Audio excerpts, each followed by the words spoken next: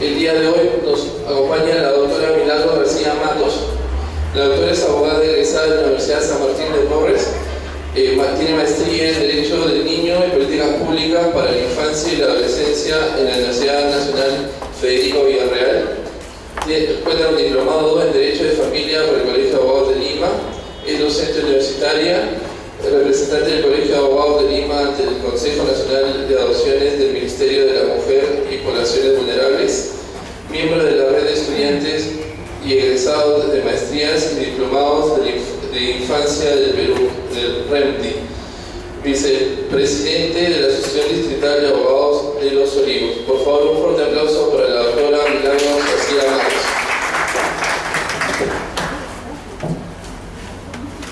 Buenas noches, de todo agradezco la invitación del Colegio de Abogados de Lima para el día de hoy hacer la exposición, que espero que sea del agrado de todos ustedes y que pueda satisfacer las inquietudes.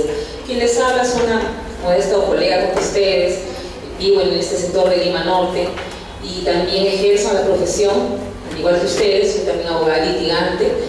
Y bueno, pues a continuación vamos a empezar con el tema que nos aboca el día de hoy. Vamos a tratar sobre jurisprudencia de derecho de familia. La siguiente diapositiva.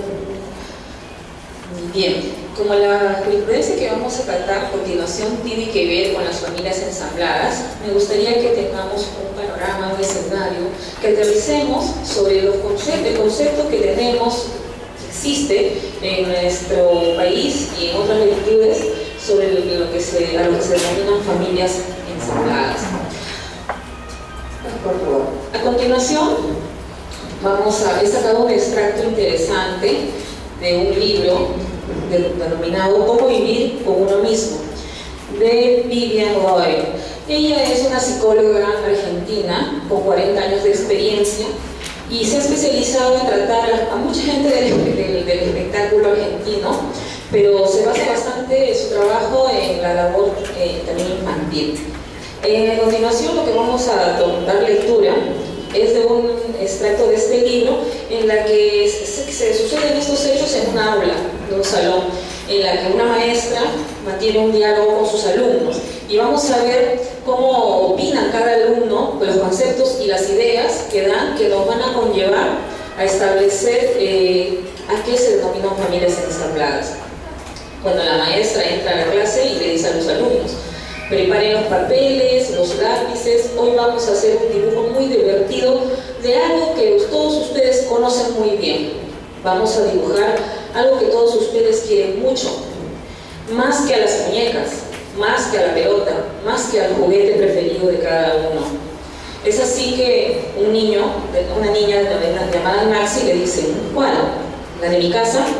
La maestra contesta: la que tú quieres, eso que tú quieres mucho y que son una familia. Ezequiel, otro niño, dice: mi mamá, mi primo Matías y mi amigo Santiago. La maestra acota: no, bueno, tu mamá sirve, los demás no. Uno es tu primo, el otro es tu amigo. Bueno, el primo puede entrar. Otro niño, Tomás, dice: tú quieres decir los que viven en casa, ¿no? La maestra dice: bueno, no sé, ¿quién vive en tu casa?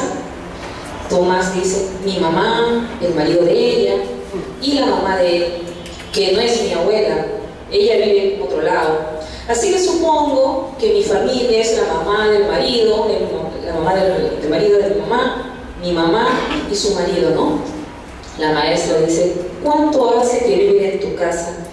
Tomás responde: no sé, tendría que preguntarle. De eso depende, se interroga. La maestra dice: bueno, no, pero si hace mucho tiempo que viven, por ahí ya los sientes como familia, y si es hace poco, no. Otro niño, Sebastián, dice: a mí me parece que la familia son los de la sangre, los que uno quiere. Yo no los elegí, pero para las fiestas mamá dice que hay que aguantarse a toda esa gente, porque es su familia, que quiere decir que tiene la misma sangre. Otra niña, Marcela, dice: yo tengo dos papás, uno vive re lejos y es mi papá de la sangre, pero no lo veo nunca. Vive en Japón y me manda regalos y faxes, pero mi papá de verdad, es el que vive en casa con mamá. Y también tengo hermanos que viven en Japón, pero no los conozco. En cambio, a mi hermano Tomás, que vive conmigo, no lo quiero porque se pelea conmigo todo el tiempo. Así que prefiero a los que no conozco. Entonces, de la lectura se infiere que bajo este concepto, que resulta interesante, como cada niño dentro de su inocencia, estos chicos van entre comprendiendo y confundiendo los conceptos que están definiendo a esta institución denominada familias ensambladas. Y bueno, ellos dentro de su inocencia dicen lo que piensan, dicen lo que sienten y asumen las cosas desde el punto de vista que su perspectiva les permite ver. Y bueno, y resulta interesante a manera de introducción ver cómo se van constituyendo las familias ensambladas, un concepto que no es muy antiguo, por cierto. En nuestra vida cotidiana, si no algunos de nosotros, no, de repente algunos familiares o algunos amigos constituyen familias ensambladas. Lamentablemente nuestra legislación nacional no ha regulado taxativamente cómo se pueden regular, y a partir de eso la sentencia que vamos a analizar hoy, que es expedida por el Tribunal, fue expedida por el Tribunal Constitucional, nos va a permitir, que hay mucho por hacer, que esta sentencia está bien dada a partir del caso que luego les voy a ir informando. Pero ¿por qué se da el caso de las familias ensambladas? Nosotros también vemos en la vida diaria, en la vida cotidiana, nosotros mismos, ¿por qué las familias hoy en día se van desuniendo con una facilidad que hace 20, 30 años que no se dan? Y en uno de los conceptos que analizando, estudiando la maestría, llegamos a establecer que de repente se debía a que hace 20 o 30 años existía la etapa denominada la era dorada, en la cual las mamás y el papá tenían roles totalmente marcados. La mamá se dedicaba a la crianza de los hijos y el papá se dedicaba a trabajar y proveer todo cuanto necesitábamos para nuestra manutención, educación y desarrollo integral. Pero eso que permitía, estando la mamá en casa, permitía mantener a sus hijos unidos. De repente la situación económica no era tan idónea, pero nos permitía de repente disfrutar todos de ver televisión en casa, un televisor para toda la familia. Nos mantenía unidos, podíamos dialogar, intercambiar ideas a partir de una película juntos, mamá y hermanos.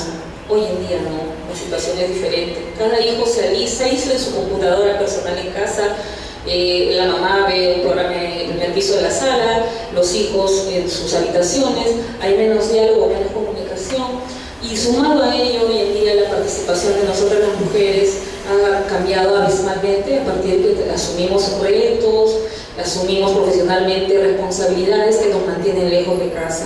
Y eso también cabe reflexionar si eso también influye para que los hogares no se mantengan sólidos, como de repente se mantuvieron nuestros padres, nuestros abuelos, y la cosa hoy en día es totalmente diferente.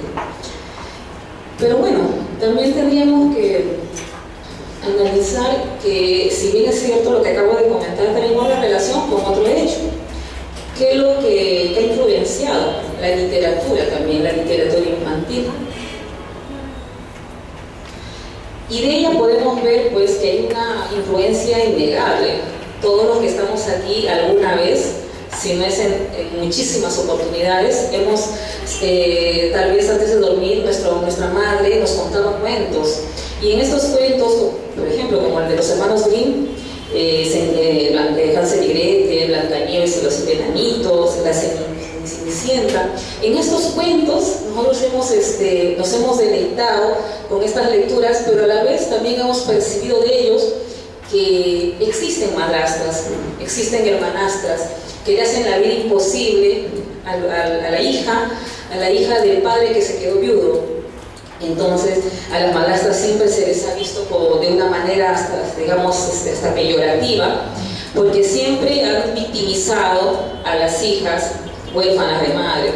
Entonces los sociólogos, ¿qué dicen al respecto? ¿No? Que ha existido, que esto sí, aunque no pareciera, ha representado una influencia importante en las sociedades, sobre todo en la sociedad occidental, que es de las más conservadoras.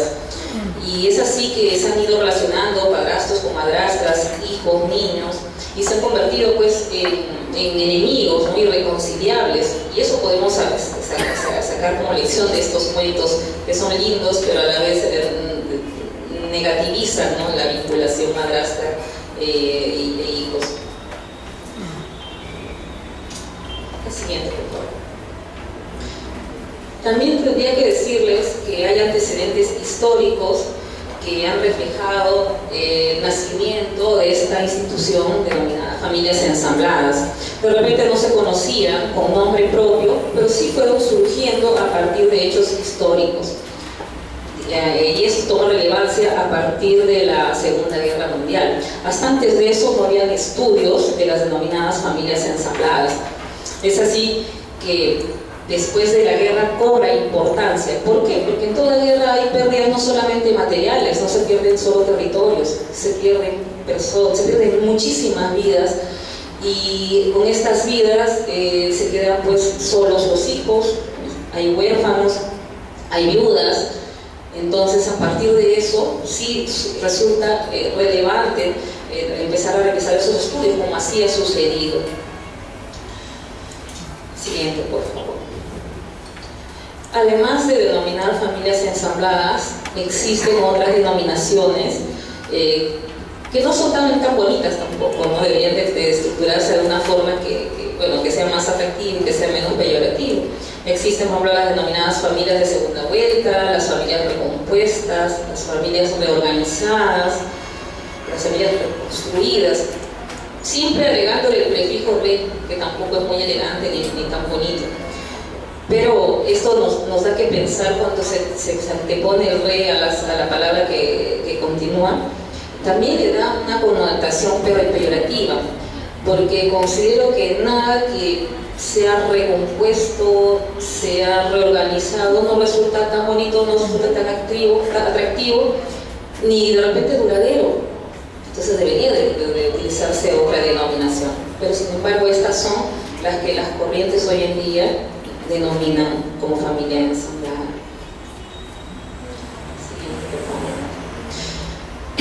Bueno, ahora vamos a un poco entrar al plano de las definiciones de familias ensambladas. ¿Qué dice Angel Marjorie? Angel Marjorie es una doctora norteamericana que pertenece a la Asociación de Step Family de América, de la Universidad de Harvard, en Estados Unidos. Este centro se creó con la finalidad de promover toda ayuda, colaboración y mejora para las familias ensambladas, ¿no? Entonces ella es una estudiosa que ha hecho varios libros, ha escrito mucho, y hasta el día de hoy sigue trabajando en estos temas de apoyos. Ella trabaja con esta institución que les comento, con un equipo multidisciplinario de psicólogos, abogados, terapeutas, médicos. Es una institución muy completa que, ojalá Dios quiera, se geste aquí en el Perú también. Ella, ¿qué dice? ¿No? Una concepción que ella tiene. Una familia ensamblada nace cuando uno de los progenitores se casa o se une con otro adulto que no es el progenitor del niño. Entonces, son familias que se conforman a partir de la viudez. Y bueno, las personas que en esa condición tienen la posibilidad de rehacer su vida, la hacen, ¿no? Y enhorabuena, se resulta. Y es así como viudos se casan con personas que en algunos casos ambos o uno de ellos tiene hijos de anteriores relaciones, y es así que se van conformando estas familias. Y bueno, esta estructura puede ser familia, esta estructura familiar puede formarse también mediante el matrimonio, la unión concubinaria, o también porque una madre soltera se une a matrimonio, o también decida convivir con su pareja y ella tenga hijos, ¿no?, provenientes de una anterior relación. Lo interesante ¿qué sería interesante, ¿no? Que no solamente, si bien es cierto, ya existe una denominación, ya hay un tratamiento, y en otros países ya se ha avanzado en legislación al respecto, debería de considerarse, entre algunas modificaciones aquí en el Perú, el vínculo es muy importante, el vínculo que se geste entre el padrastro y los hijastros, y muchas veces, también como ustedes sabrán, estos vínculos resultan inclusive mucho más fuertes cuando son bien gestados, son bien originados. Los sentimientos de los niños no se gestan de la noche a la mañana, pero sí con el trato, con la convivencia. Y lo bonito es que sucede esto también que permite que la vinculación sea más fuerte entre padre e hijo de sangre, que es el vínculo sanguíneo. Y este otro tipo de vinculación permite un soporte interesante para el niño y muchas veces más favorable en su desarrollo.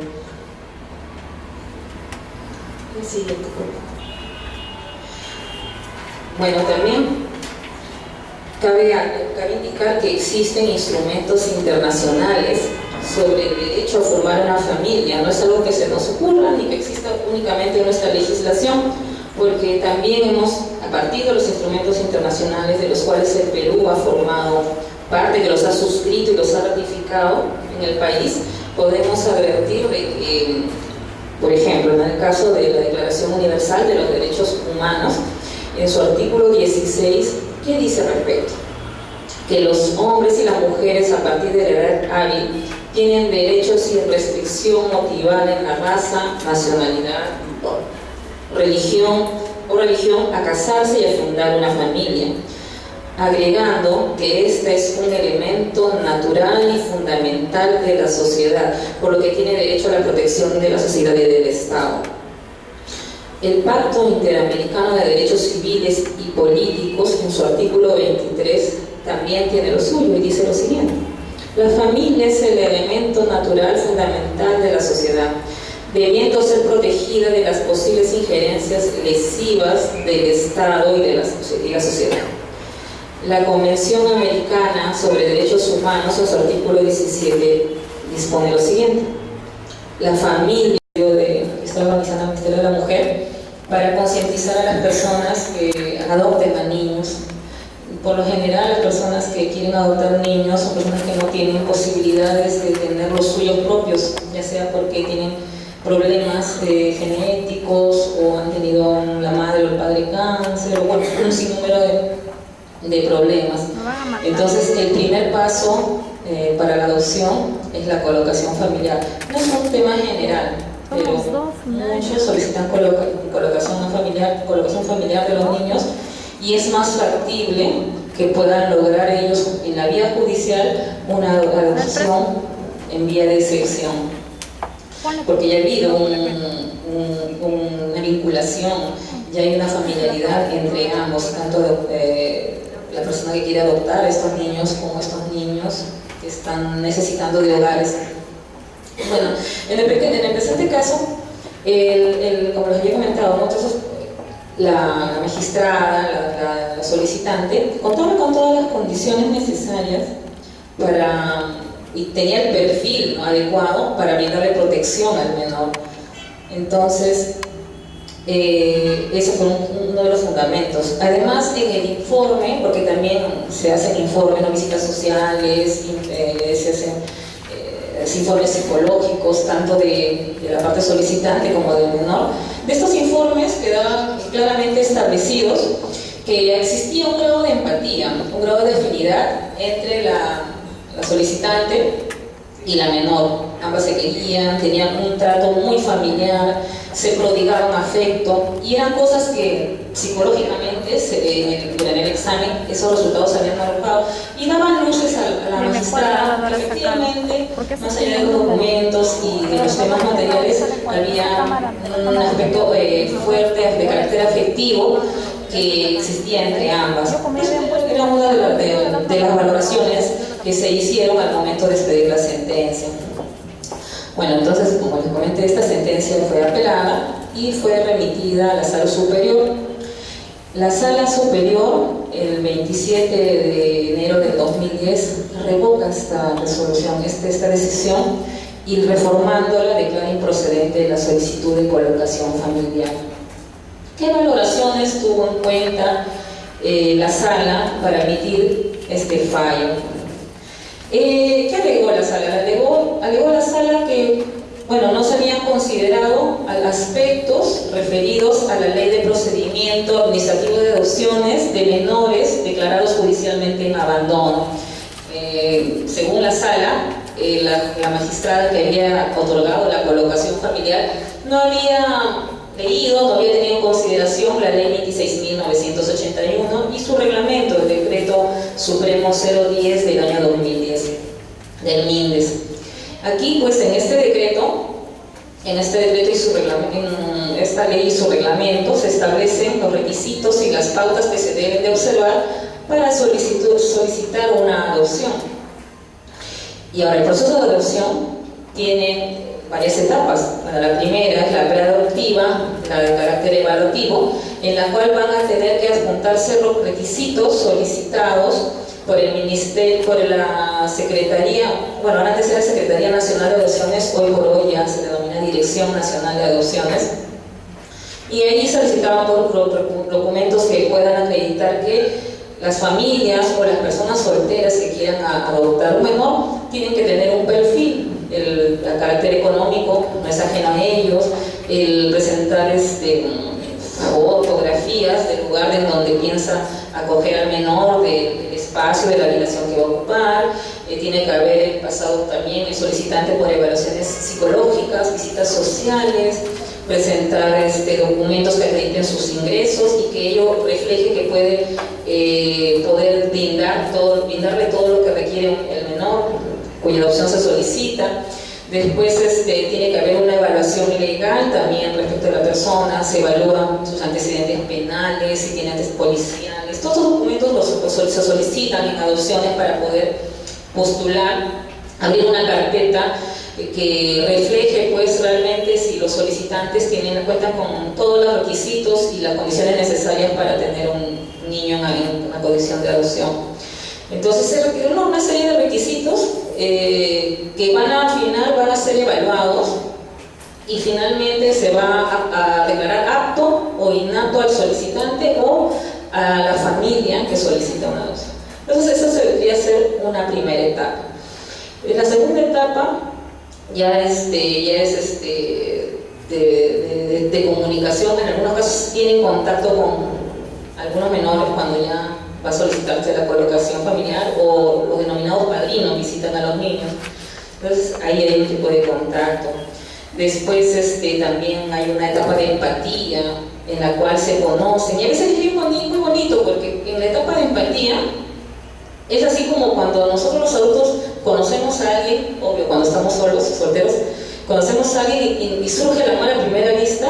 Así también sucede con la etapa de empatía con los padres, con sus solicitantes de la adopción y el menor. Es una cosa tan hermosa que a uno espiritualmente lo mueve, porque tuvo un caso que hasta a mí me hicieron brotar unas lágrimas. Había un niño que ya a estos padres en una sesión de consejo optamos por una determinada familia, y era una familia internacional.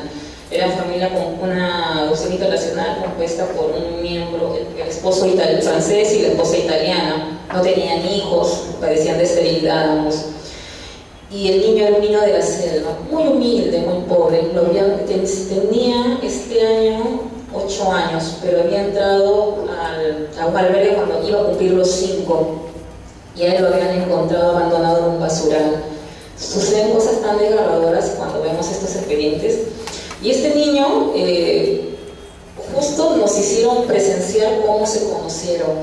Entonces estaban los padres, llegan al niño, y el niño se paró al lado del papá. Imagino pues la imagen paterna, de repente él no ha tenido un papá, no recuerdo muy bien sus antecedentes, pero se paró al lado del papá. Y la directora nacional presenta y nos dice: ellas son las miembros del consejo, las que entre todas nosotras decidimos que ellos eran la mejor familia para ti. Salúdalas.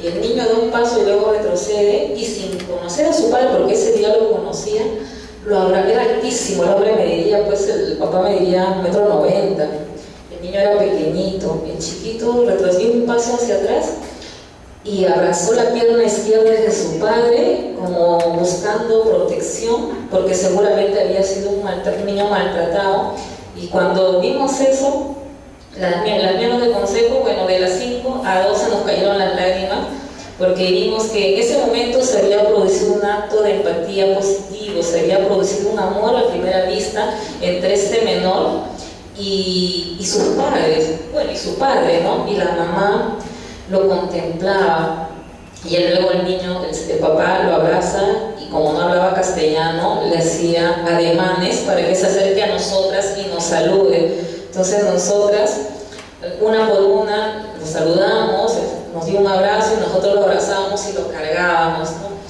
Pero esas son las cosas hermosas que suceden cuando hay adopción, pero a veces también sucede lo contrario, que hemos tenido casos en las que hemos decidido y se han emitido resoluciones administrativas de otorgamiento de adopción a determinadas familias, pero ese clic, ese amor a primera vista no se produce. ¿Qué hacer en esos casos? Porque ya no hay vuelta atrás. No hay vuelta atrás porque una vez me preguntaron, ¿no? Y si no resulta una adopción, porque hay muchos casos, ¿qué se hace? ¿Lo devuelven al niño, al INDEX o al albergue? No, porque adoptar un niño es tan igual como que uno diera a luz a un hijo propio, y que cuando las cosas no funcionan con un hijo propio, acudimos a la terapia de psicólogo, de repente si es una cosa más grave al psiquiatra, o vemos la forma de cómo lograr reconstruir nuestros lazos familiares. Pero en el caso de las adopciones, si algo no está bien o hay maltrato físico, psicológico, corresponde actuar de tal forma como se tratase de un hijo consanguíneo. Es decir, si hay un maltrato que sufre un niño adoptado por su padre adoptivo, corresponde que se le denuncie por violencia familiar, pero de ninguna manera podemos retornarlo al Ministerio de la Mujer o al albergue de donde provienen, porque estos chicos, si bien es cierto, todas estas decisiones las tomamos en Lima, en la Dirección Nacional de Adopciones.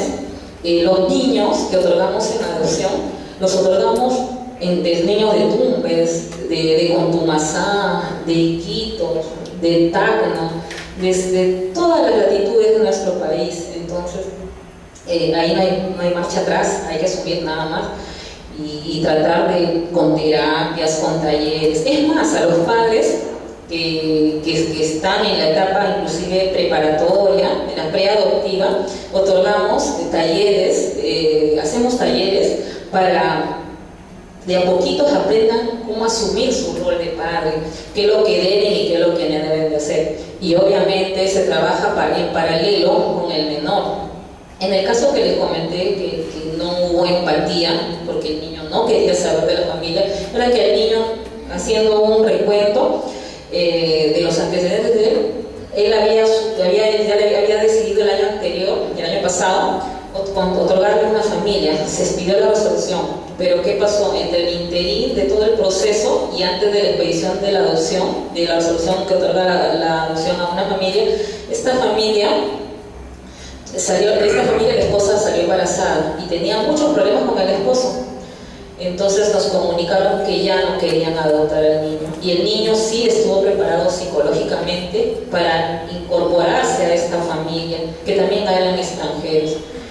Y después nos enteramos más adelante que ellos estaban divorciando y la señora estaba en un proceso de separación y que aspiraban a divorciarse, pero ella estaba embarazada. Entonces no tenían las condiciones emocionales para poder asumir una paternidad respecto de este niño. Entonces este niño ya había quedado con esta huella bastante lesiva de este trauma psicológico. Él estaba ilusionado con esta familia y al final la familia lo rechazó.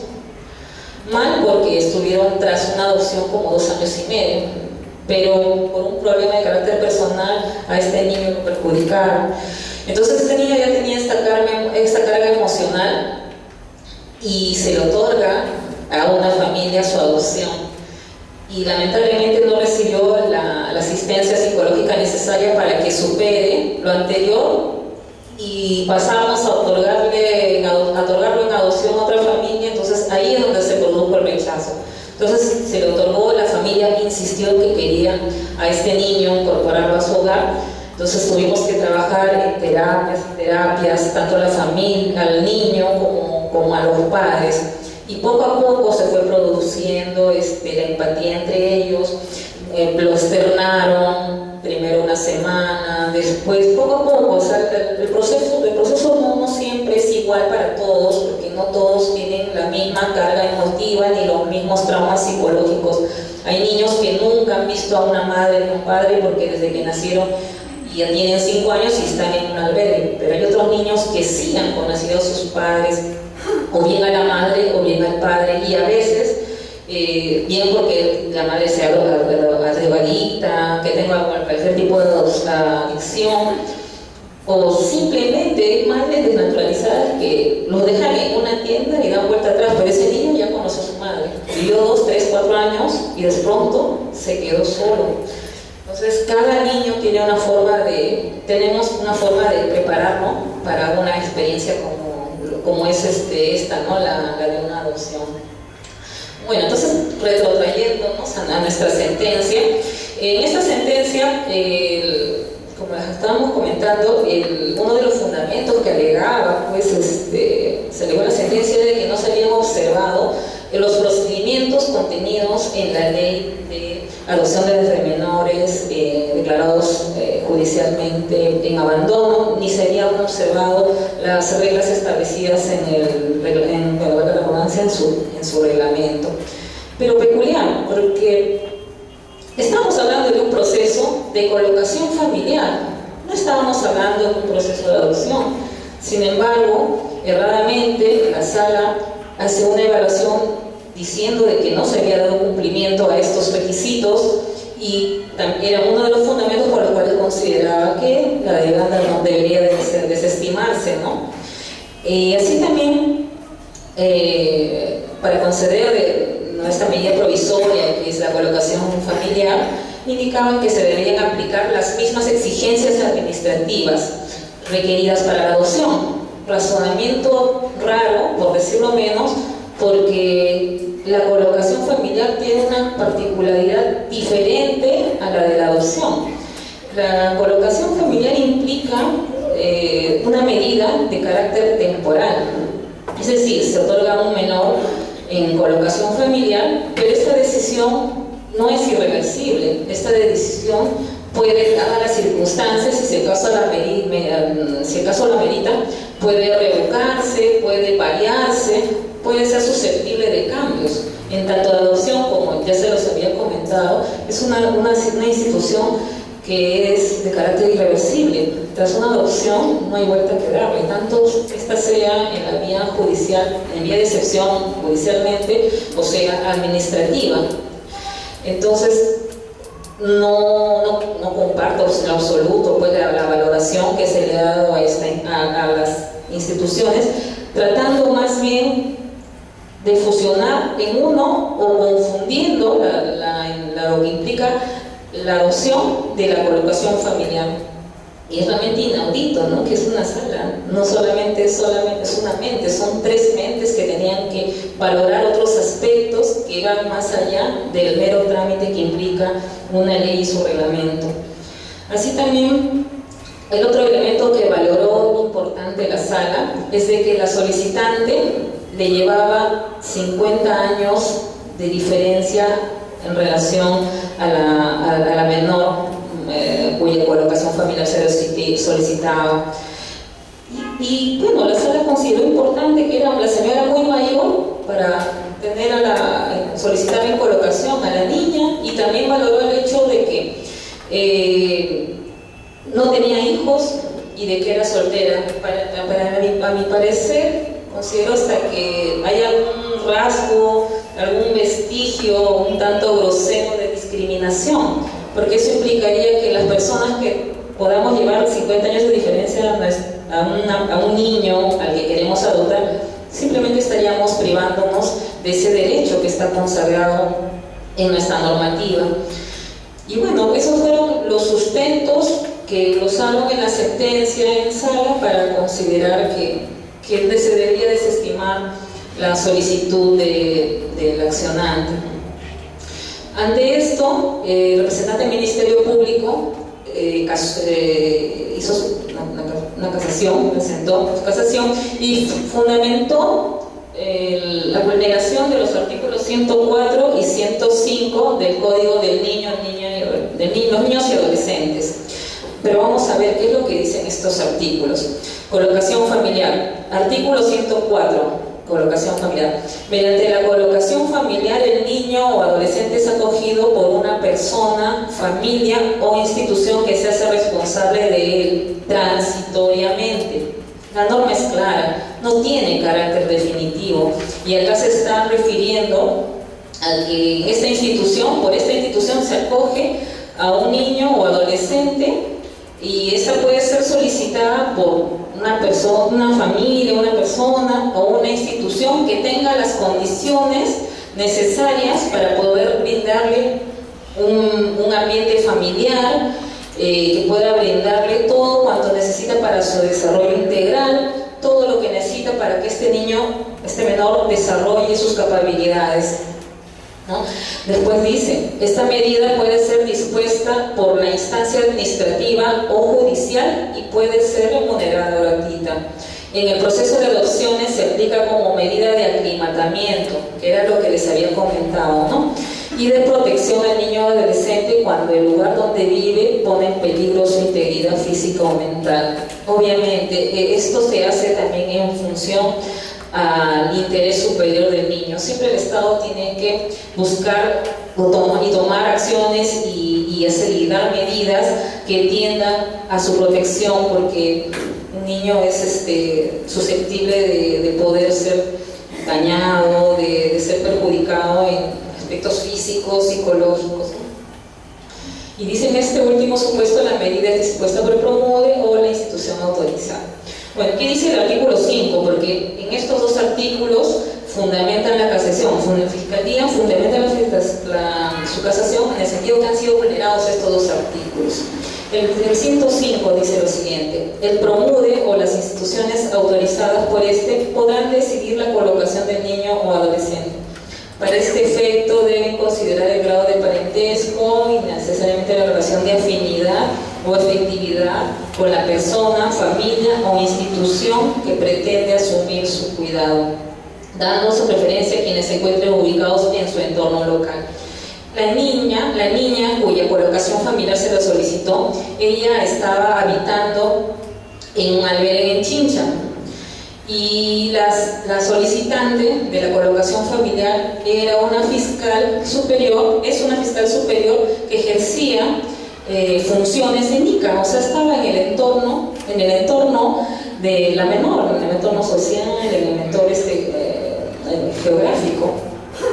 Y también, como les había referido, habían construido ellas una relación de afinidad, de afecto, de cariño, al extremo de que la niña sentía que ella ya era su madre. Entonces, analizando los fundamentos del fallo de la sala, vemos que la sala no ha considerado. No obstante ello, el artículo 105 es claro, y dicen que se debe de considerar. En algunos casos hay parentesco, obvio, pero en otros, en el caso que nos aboca, no, y debió considerarse la relación de afinidad que ambas habían construido. Fueron más los elementos menos importantes, no se pensó en el interés superior de la menor para emitir este fallo, ¿no? Después, lo que cuestionaba también en la casación precisamente era que la Fiscalía cuestiona que no se valoraron estos elementos que acabamos de leer del artículo 105. Pero el Ministerio Público no fue el único que solicitó la casación, también solicitó la casación la misma accionante, a la doctora Ana María Santa Cruz Villanueva. Y ella también alegó a la vulneración de lo previsto en el artículo 104 y 105 del Código del Niño y Adolescente, que le exigían los requisitos, para acceder a la colocación le exigían los requisitos propios de la adopción, que no corresponde al caso concreto, porque ninguna norma dice para acceder a la colocación familiar previamente hay que cumplir con los requisitos de la adopción. No, porque son instituciones diferentes. Entonces ha habido una confusión que ha vulnerado derechos fundamentales también de la menor. Pero también vamos a revisar qué dice la Constitución, nuestra Constitución política al respecto. El artículo 4 de la Constitución otorga protección especial al niño y adolescente. Es claro, si la Constitución, nuestra Carta Magna, pone por encima de todo la protección al menor, no lo dice, pero también aplica en principio el interés superior del menor. Sin embargo, no se observaron estos preceptos. Igual, el Código del Niño y Adolescente también establece que el niño y adolescente son sujetos de derechos y libertades, y entonces la protección que se le tiene que brindar es integral. El artículo 4 del Código, acotado, dispone que el niño y adolescente tiene derecho a que se respete su integridad física, psicológica, así como su libre desarrollo y bienestar. El artículo 8 de la misma norma legal estipula que el niño y adolescente tienen derecho a vivir, crecer y desarrollarse en el seno de una familia. Entonces la sala, lejos de valorar aspectos fundamentales, más importantes y relevantes que van a enriquecer el desarrollo del menor, observó que no cumplió con los requisitos de la adopción para solicitar la colocación familiar, haciendo un análisis erróneo de la figura jurídica que se invocó en la solicitud. Además de ello, observó dos aspectos, como que la solicitante era una persona mucho mayor como para solicitar solicitar la colocación familiar, cuando con este fallo se están haciendo distingos en donde la ley no distingue. Además de ello, también se estaban vulnerando derechos de la solicitante, porque se está actuando con cierto sesgo de discriminación. Entonces tampoco se ha tomado en cuenta las emociones y sentimientos de la menor. ¿En dónde queda la menor? Si, como ya les había comentado, el fallo de primera instancia había permitido que la solicitante se llevara a su casa a la niña, la sala valoró otras cosas muy superficiales, muy niñas, y no valoró lo primordial. O sea, ni siquiera se actuó con un sentido de humanidad, porque esta niña se sentía en el seno de su hogar, sentía que estaba con su madre, y lo que esperaba era que concluyan los trámites familiares, los trámites administrativos, porque los niños no entienden de esas cosas. Ellos quieren estar donde se sienten bien y con quien se siente bien. Estos niños que son abandonados y que viven en los albergues buscan que la gente los quiera, que los ame. Ellos, a veces sin conocer a sus padres, porque a veces los conocen por foto, quieren estar con esa familia, porque ellos imaginan, tienen la ilusión de ser amados y también de amar. Entonces, si esta niña había colocación familiar por la resolución, el fallo de primera instancia, ya está disfrutando de un hogar, disfrutando del amor de la persona a la que ya asumía como madre. Qué corazón de los miembros de la sala de que por otras razones menos importantes, menos valiosas, tengan que arrancar a esa niña de ese seno al que recién se había incorporado, de ese seno familiar en el cual se sentía amada. Porque no solamente era eso, sino que ya tenía abuelos, ya tenía tíos, ya tenía primos. ¿Cómo decirle, cómo explicarle que por decisión de 3 miembros de una sala ha perdido a su familia, a la que ella creyó haber encontrado, porque ella no tenía una familia? Entonces, tampoco se valoraron esos aspectos. No ha habido en este fallo una armonía que haya ido de la mano con el principio del interés superior del menor, ni con el sentido de protección a la familia, ni muchos aspectos que debieron de considerarse al emitir esta sentencia. Bueno, entonces en casación la sala suprema realmente le da la razón al accionante, y casa, y actuando como instancia, revoca el fallo expedido por la sala superior y confirma la sentencia de primera instancia que dispuso otorgar la colocación familiar en favor del accionante. Ahora, ¿qué consideraciones tuvo en cuenta la sala? Precisamente la sala suprema, precisamente tuvo todas las consideraciones que la Sala Superior no valoró al momento de emitir su sentencia de vista.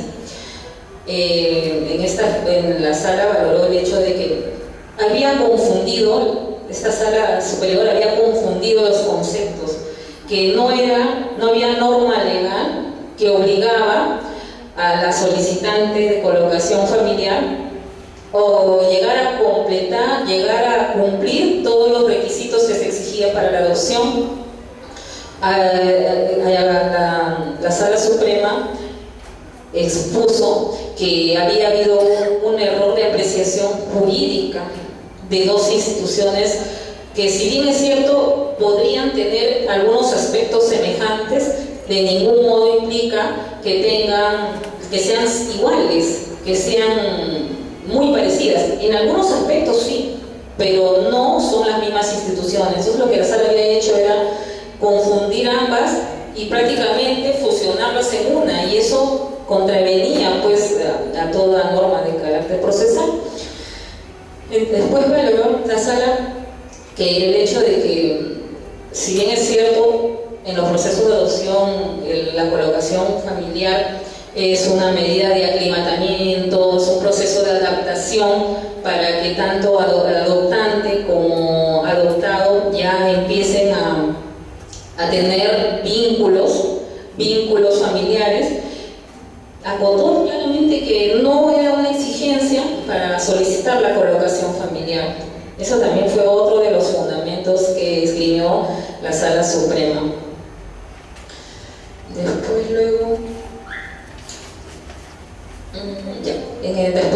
También valoró el hecho de que sí, efectivamente, ha habido una interpretación de los artículos, una interpretación equivocada de los artículos 104 y 105 del Código de Niño y Adolescente, que hace un momento acabo de leerles, y sí establece que ha habido una equivocación, ¿no?, respecto de ambas figuras legales, y que para los casos de la colocación familiar judicial que se solicite, no es necesario, ¿no?, dar cumplimiento a los requisitos solicitados para los casos de adopción.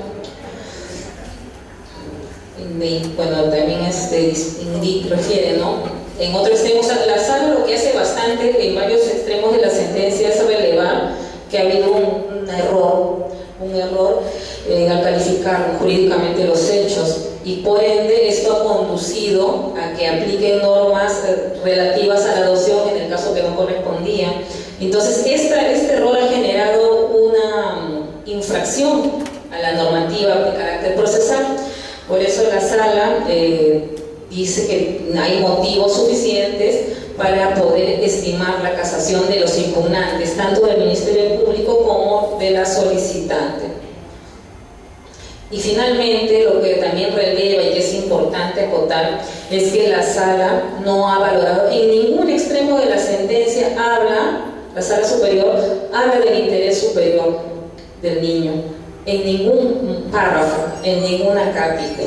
No obstante ello, la Sala Suprema alude a esto, pero también dice que no se valoró el aspecto emocional de la menor, no valoró el hecho de lo que dice el artículo 105 respecto a que debería de valorarse la afinidad existente entre la solicitante y el menor cuya colocación familiar se solicita.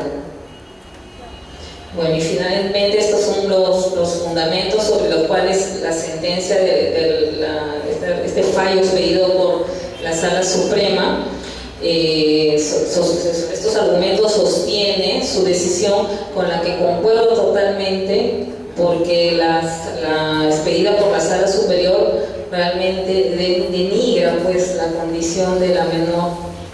Es impensable creer que una niña a la cual se ha otorgado una colocación familiar se siente a gusto, quiere a su entorno, que luego le priven de ese derecho y la lleven nuevamente a un albergue. En los albergues no la pasan mal, porque se hacen todos los esfuerzos posibles para que tengan educación, a una persona que los cuide, pero nada es igual a tener una familia, y todos los niños anhelan tener un hogar.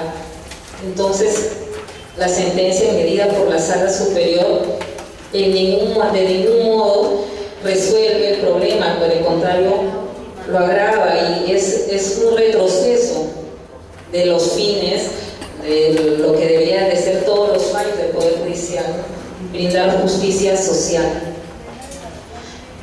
Bueno, colegas, agradezco su atención, agradezco su presencia, su consideración. Para mí ha sido un gusto grande estar aquí compartiendo modestamente algunos conocimientos. Muchas gracias.